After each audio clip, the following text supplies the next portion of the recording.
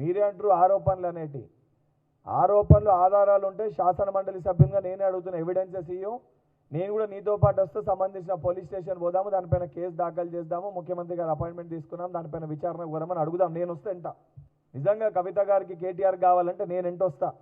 ప్రభుత్వంలో ఉన్న శాసన మండలి సభ్యునిగా నేనే అపాయింట్మెంట్ కోరుతా. స్కామ్ జరిగిందని మీరు అంటారు కదా, మీ దగ్గర ఉన్న ఆధారాలు తీసుకురండి, కలిసిపోయి విచారణ ఏమని అడుగుదాము. ప్రభుత్వంలో ఉన్న శాసన మండలి సభ్యునిగా నేనే మీ వెంట వచ్చి ముఖ్యమంత్రి గారిని కలుస్తా. ఇప్పుడు స్కామ్ అసలు స్కామే లేదని చెప్పి మేము అంటున్నాము, స్కామ్ జరిగిందని వాళ్ళు అంటారు. సృజన్ రెడ్డి పేరు తీసుకొచ్చారు. సృజన్ రెడ్డి మా ముఖ్యమంత్రి గారికి బాంబడదని అంటారు. సృజన్ రెడ్డి కందాల ఉపేందర్ రెడ్డి అల్లుడని నేను అంటున్నా.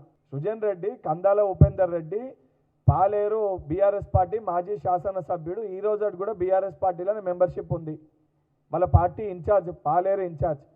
మరి సృజన్ రెడ్డి కందాల ఉపేందర్ రెడ్డి నా అల్లుడు అని చెప్పి గతంలో ఉపేందర్ రెడ్డి ఈ రకంగా ఆరోపణలు చేస్తే ఒక ఇష్యూలో బయటకు వచ్చి మాట్లాడిండు. మరి ఉపేందర్ రెడ్డి అల్లునికి సృజన్ రెడ్డికి మేము టెండర్ కట్టబెట్టినామా కట్టబెట్టలేదని ఉపేందర్ రెడ్డిని పిలిచి అడిగితే తెలిసిపోతుంది కదా.